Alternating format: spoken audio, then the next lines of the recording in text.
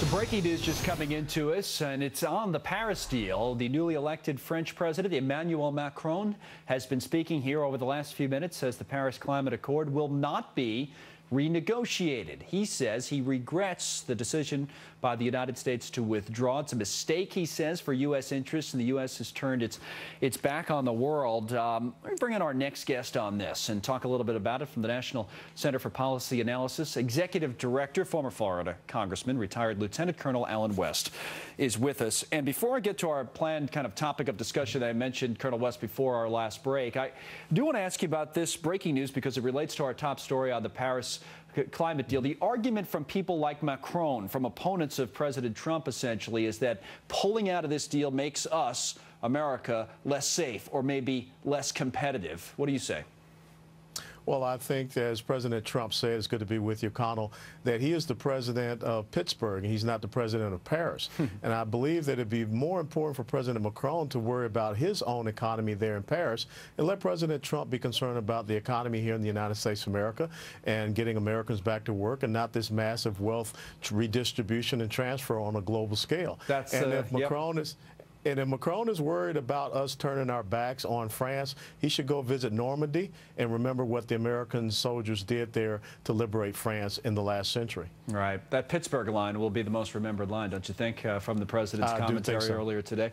Now, the topic, as I said, we wanted to talk about was different than this. I mean, the Orlando police have released hours of new body camera footage from just chaos and horror that those officers encountered when they were responding to the nightclub shooting, the Pulse nightclub, which was almost a year ago. Here's a little bit of that we're watching.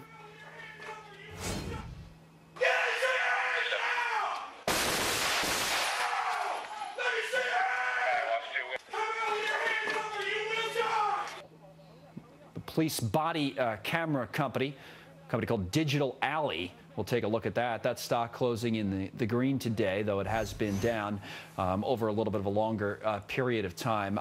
Colonel West, this was some footage. I know it was hours and hours, but just to see clips of it, I guess it's a reminder for us of the dangers our police officers face on a daily basis, right?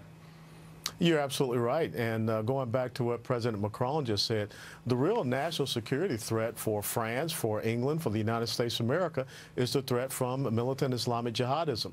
I think that Macron needs to focus on the jihadist threat that he has within France that we know happened at a nightclub there called Bataclan.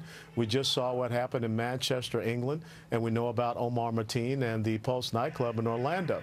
And in all of these cases, what just troubles me, Connell, is that these individuals were under the watch of our, domestic law enforcement agencies. Omar Mateen had been brought in for questioning by the FBI, just the same as the young man over in Manchester, England, who had just returned from Libya. And we know about the ISIS attackers who had come in as refugees that committed the attacks in France. So I wish that we would focus on that real enemy instead of trying to predict the weather and, ruin the economy of the United States of America. But it does bring up the larger point, and that is that the president's been losing in court time and time again on his travel ban, which is something that he'd like to put in place to, as he says, combat all of this. Doesn't look like he's getting anywhere anytime soon with that, does it?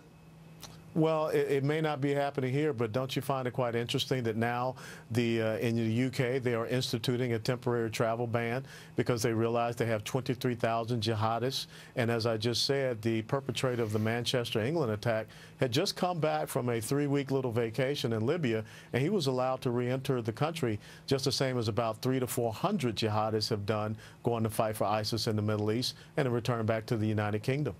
Colonel West, good to see you, sir. Always a pleasure. Well, first President Obama had what